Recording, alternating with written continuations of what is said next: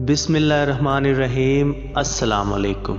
मक्कातुल मुकर्रमा यानी अल्लाह का घर हर मुसलमान के लिए एक ख़ास मकाम रखता है।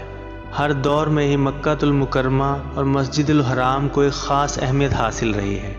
आज से तकरीबन 250 साल पहले मक्कातुल मुकर्रमा और मस्जिदुल हराम कैसी दिखाई देती थी, आइए मैं आपको दिखाता हूँ। ये जो तस्वीर स्क्रीन पे आपके सामने है, ये मस्जिदुल हराम और मक्कातुल मुकर्रमा की तस्वीर है।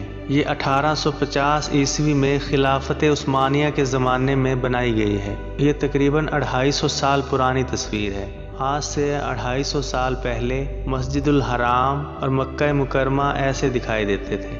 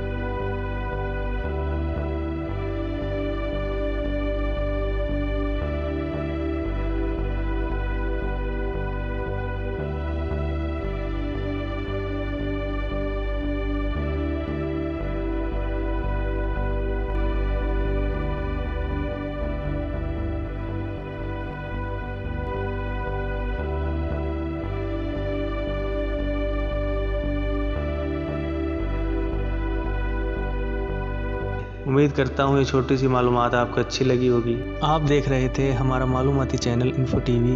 वीडियो कैसी लगी हमें कमेंट सेक्शन में ज़रूर बताइएगा। वीडियो को लाइक और शेयर कीजिएगा और चैनल को सब्सक्राइब कीजिएगा। शुक्रिया।